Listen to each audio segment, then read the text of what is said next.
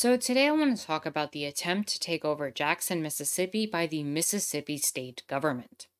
On Friday, April 21st, Mississippi Governor Tate Reeves signed two bills into law that take power from the majority black city of Jackson and transfer it to the largely white and rural state government of Mississippi.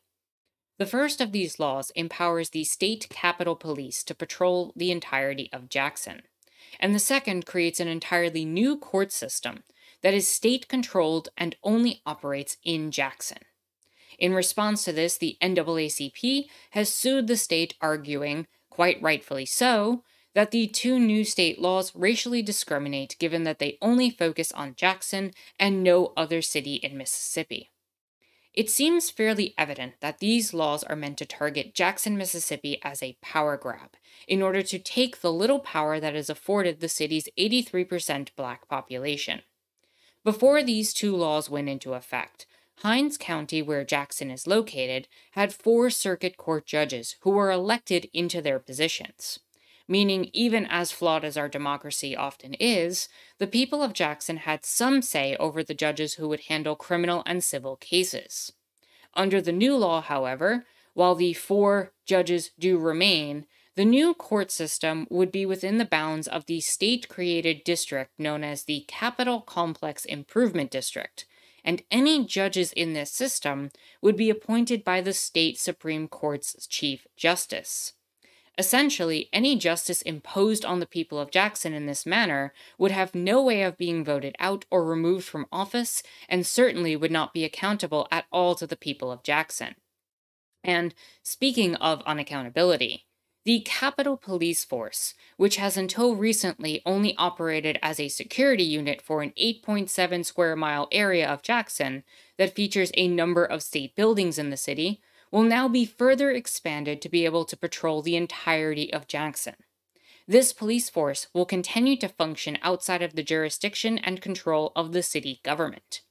Now, this is the very same police force that since August of last year shot four people, two fatally, and has functionally provided little to no details to the public or the families as to any reasoning that any of these incidents have occurred. And obviously, they all saw zero consequences.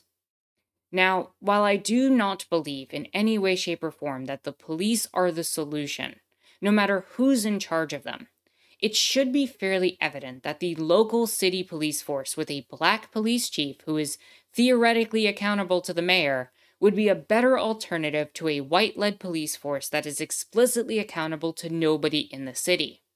While I would obviously favor an abolishment or defunding of the police in favor of other social programs, in all contexts, there's no mistaking the difference between these two police forces. First and foremost, Jackson's mayor actually recognized that investing in social services is an important and real deterrent to crime. And Jackson's police force has at least used legal measures to implement body cams, has some information available publicly online, and changed their use of force policy in 2020 so that it now bans chokeholds, mandates de-escalation techniques, and requires officers to intervene if they see another officer using unnecessary force. Meanwhile, the Capitol Police hasn't updated their use of force policy since 2006. They have no body cams and are entirely uncountable to both the people and the city of Jackson. And while I've alluded to this before, I think it's worth re-emphasizing the racial disparity in these laws, especially in Mississippi, which has an explicit and brutal history of white people imposing laws onto black people and locking them out of representing and governing themselves. Under this new law, and these new laws that are being implemented, new judges will be appointed by Chief Justice of the Supreme Court Michael K. Randolph, who is clearly white. The new state prosecutor will be chosen by Mississippi State Attorney General Lynn Finch, who is also white.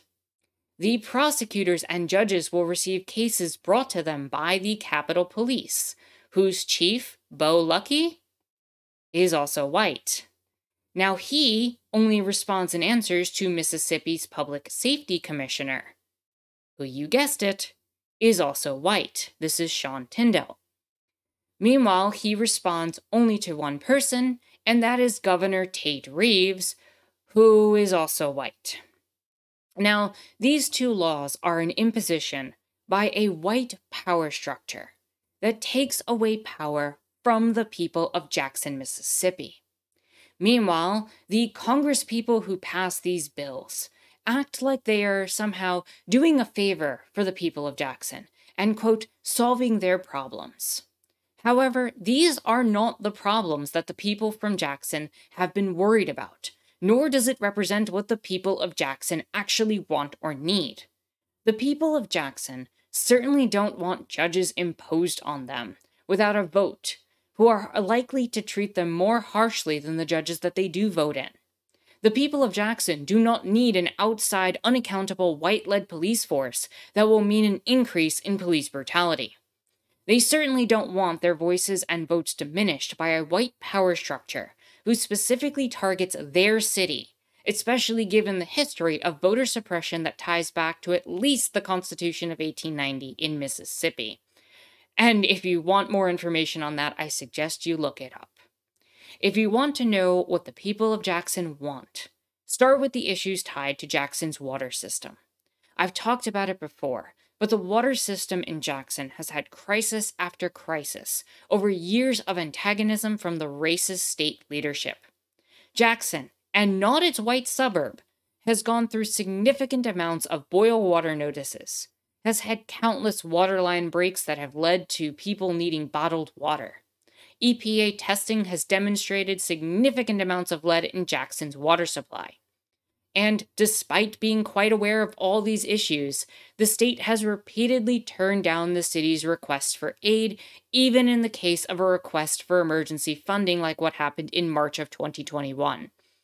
Meanwhile, after Jackson's mayor was able to secure $800 million in funding for the water system from the federal government, which, while inadequate, would go a long way to start addressing the wound of how much damage has done to that infrastructure, the state tried to steal that money away by taking control of Jackson's water system through several bills that thankfully have failed up to this point. This all comes after years and years of state aggression, where the state has done everything in its power to prevent the necessary funding for water infrastructure, including denying the request for emergency aid like I mentioned, unless it was exchanged for Jackson's valuable resources like its airport. And I cannot emphasize that enough. According to the mayor, the lieutenant governor asked him to, quote, give me my airport in exchange for infrastructure funding.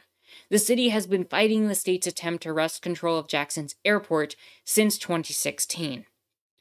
This is all by design from the state, who also has very recently vetoed a lot of funding that would benefit the city of Jackson and its people.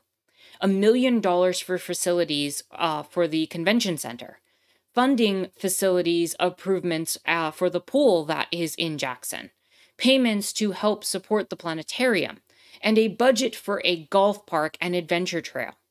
It is not a coincidence that infrastructure spending is denied in favor of expanded police force and an imposed court system. It is a targeted attack on the people of Jackson. And as the mayor of Jackson has called it, this is plantation politics. It is a colonial power trying to take over the city. The state is functioning in a colonial manner to take all of the power away from the people and structures of Jackson, Mississippi. These laws and their attempts to steal resources are a part of a white power structure that seeks to steal power from a majority black city, and everything that it wants and needs are being denied in the process. So with that said, if you've learned something here today, consider liking the video, subscribing, and leaving a comment, as well as joining my Discord where we talk about topics like these. If you're in a financial place to do so, and only if you're in a financial place to do so, please do consider supporting me on Patreon, especially as political content like this can often be demonetized on YouTube, and it goes a long way to helping me produce more content like this. The links for everything that I mentioned are in the description down below, and with that said, my name is Anarchist Terra. Thank you so much for watching.